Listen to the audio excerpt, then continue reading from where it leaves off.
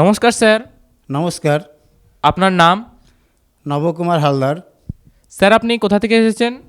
আমি মুর্শিদাবাদ থেকে এসেছি। স্যার সন্ত রামপালজি মহারাজের কাছ থেকে নাম দীক্ষা নেওয়ার আগে আপনি কি কি ভক্তি সাধনা করতেন? আমি শ্রী শ্রী ঠাকুর অনুকূল চন্দ্রের ভক্তি সাধনা করতাম। সেখানে আমি প্রায় 13 বছর ধরে সাধনা করেছি। স্যার আপনি বললেন আপনি 13 বছর ধরে অনুকূল চন্দ্রের ভক্তি সাধনা করতেন, তাহলে সন্ত রামপালজি মহারাজজির স্মরণে কীভাবে আসলেন? স্যার, আমার যখন শরীর অসুস্থ হলো, অসুস্থ হওয়ার পরেও আমি খুব কঠোর ধ্যান করতাম যে আমি যে এত নাম করছি শ্রী শ্রী ঠাকুর অনুকূল চন্দ্রের, তা আমার কেন এই অবস্থা হচ্ছে? আজকে মাসে যদি 9,000 টাকার ওষুধ আমাকে কিনতে হয়, আর আমি একজন পার্শ্ব শিক্ষক, তাহলে আমার সংসারটা কীভাবে চলবে? আমি এই চিন্তা নিয়েই থাকি। দিয়ে একদিন লালবাগে যাওয়ার পর একটা বই পেয়েছিলাম। সেই বইটা হচ্ছে জীবনের পথ আর হচ্ছে আধ্যাত্মিক কামানের গোলা। সেই বইটা পেয়ে সেই বইটাতে লেখা ছিল যে নাকি ইনার স্মরণে এলে পরে শান্তারামপালজি মহারাজের স্মরণে এলে তা শারীরিক, সর্বপ্রথমেই বলা ছিল যে শারীরিক, তারপর আর্থিক, তারপর মানসিক সুখ পাওয়া যাবে। এই কথা শুনে আমার মনে একটু অন্যরকম হয়েছিল যে সত্যিই কি এগুলো সঠিক? আর ইনি নাকি মোক্ষের পথ দেখাবে। আমি তো অবাক হয়ে গেলাম যে আমি 13 ঘন্টা করে নাম করছি, আবার ইনি নাকি মোক্ষের পথ দেখাবে। এই আশ্রমটা কোথায়? সেই চিন্তা করে আমি, একজন আমাকে বলল যে না, এখানে আশ্রম নয়, নামদান সেন্টার আছে, সেটা হচ্ছে জিয়াগঞ্জে। আমি আমার ফ্যামিলি সমেত জিয়াগঞ্জে চলে গেলাম।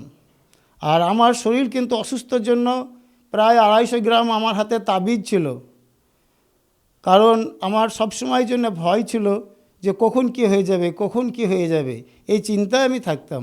সেখানে গেলাম, যাওয়ার পর তারা জ্ঞানচর্চা করলো। জ্ঞানচর্চার পরে বলল যে আপনি যদি 6 মাস নিয়ম মেনে চলুন, আপনি সমস্ত কিছুই বুঝতে পারবেন।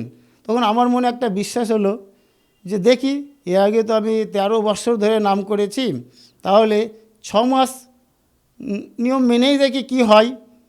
তারপর আমি এই স্মরণে আসার 6 মাস যখন আমাকে বলল যে 6 মাস করলেই আপনার বুঝতে পারবেন, তখন আমার হাতের তাবিজ এবং যা ছিল সমস্ত কিছু আমার ফেলে দিল। তখন মনটা আমার খারাপ হয়ে গেল যে আবার যদি কিছু হয়ে যায়। ঠিক আছে, উনি বলেছেন যে 6 মাস টাইম দিয়েছে, ঠিক আছে। তারপর আমি শান্তারামপালজি মহারাজের স্মরণে এলাম। স্যার আমরা শুনেছি সন্ত রামপালজি মহারাজের কাছ থেকে নাম দীক্ষা নিলে নাকি অনেকজনেরই অনেক লাভ হয়। আপনার এত সমস্যা ছিল, আপনার কি কিছু লাভ হয়েছে?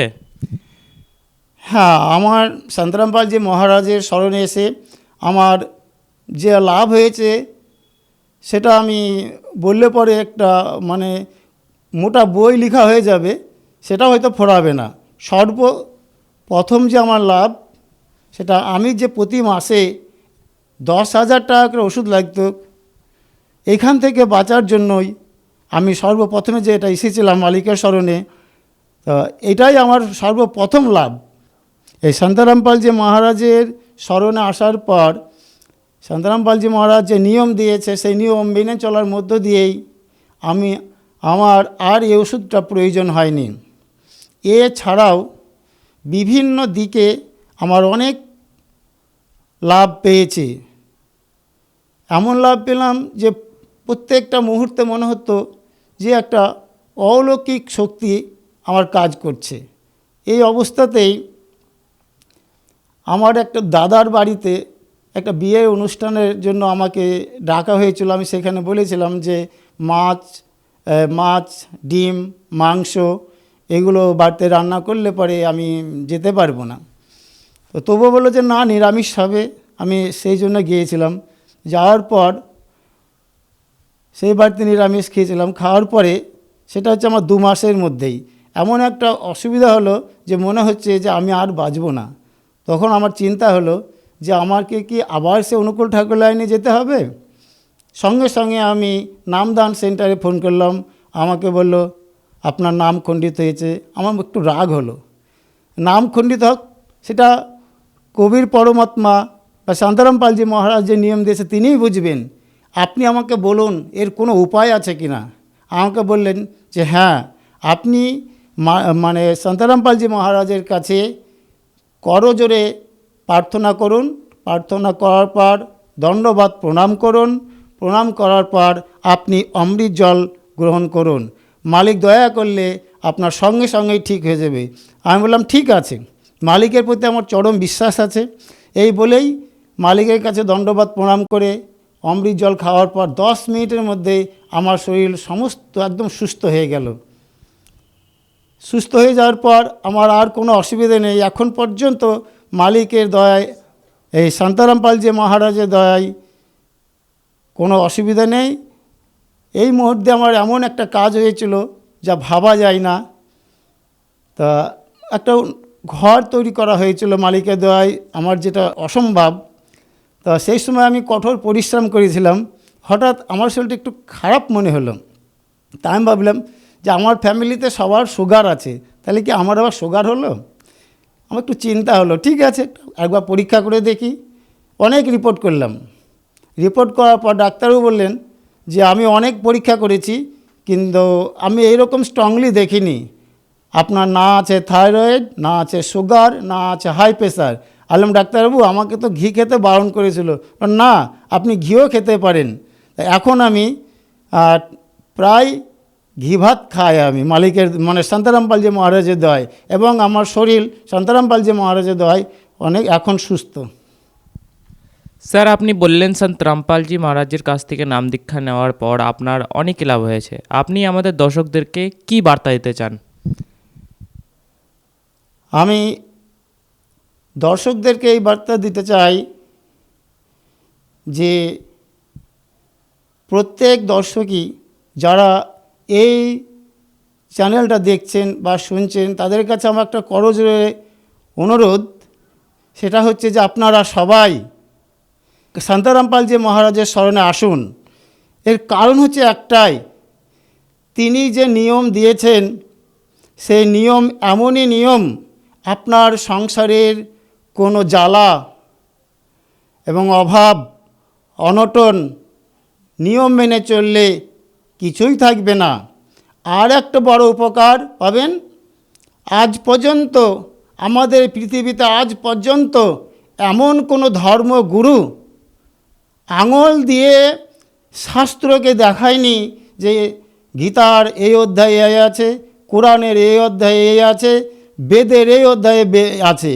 কিন্তু শান্তারামপালজি মহারাজ সমস্ত কিছু আঙুল দিয়ে দিয়ে দেখাচ্ছে যে বেটা তোমরা দেখো, বেটা তোমরা দেখো, আর তোমরা আসলটা চিনে নাও, যে তোমরা আজকে যে নকল ধর্মগুরুর কাছে পড়ে আছো, তো সেটা নকল না আমি যেটা শাস্ত্র অনুযায়ী যেটা তোমাদেরকে দেখাচ্ছি সেটা তোমরা নিজেরাই চোখ দিয়ে দেখে নাও। বেটা আমাকে বিশ্বাস করতে হবে না, তোমরা শাস্ত্র পড়ো, শাস্ত্র পড়ে তোমরা সমস্ত কিছু জেনে নাও। এইভাবে শান্তারামপালজি সারা বিশ্বকে আজকে মানে সারা বিশ্বকে যেভাবে জাগরণ করে তুলছে এবং সঠিক জ্ঞান দিচ্ছে, তাতে আমাদের প্রত্যেকেরই মঙ্গল হবে। এমনকি আজকে আমাদের প্রত্যেকেই নেশাগ্রস্ত।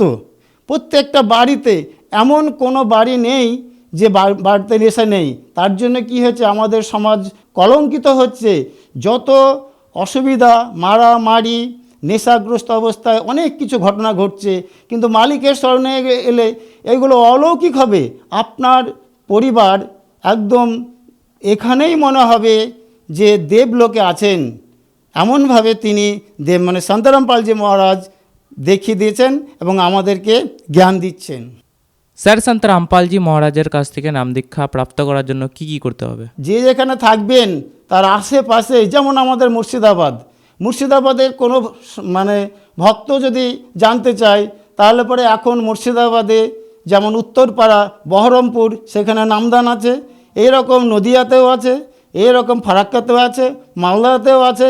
আপনারা যাদের প্রয়োজন হবে সেখান থেকে আপনারা নামদান সেন্টারে বা পরমাত্মার শান্তারামপালজি মহারাজের যে বইগুলো দেওয়া আছে, জ্ঞানগঙ্গা, জীবনের পথ, গীতা তোমার জ্ঞান অমৃত, সে জ্ঞানগঙ্গার নিচে দেখবেন সেখানে যোগাযোগের ঠিকানা দেওয়া আছে এবং সেই অনুযায়ী আপনারা ঠিকানাগুলো নেবেন এবং আপনাদের জন্ম মৃত্যু ব্যাধি এবং নেশাগ্রস্ত সমস্ত কিছু ত্যাগ করে একটি সুন্দর পরিবেশে মর্তলোকে থেকেই যেন একটা স্বর্গলোকে আছি, আপনারা আসুন এবং নিজেদের কল্যাণ করুন।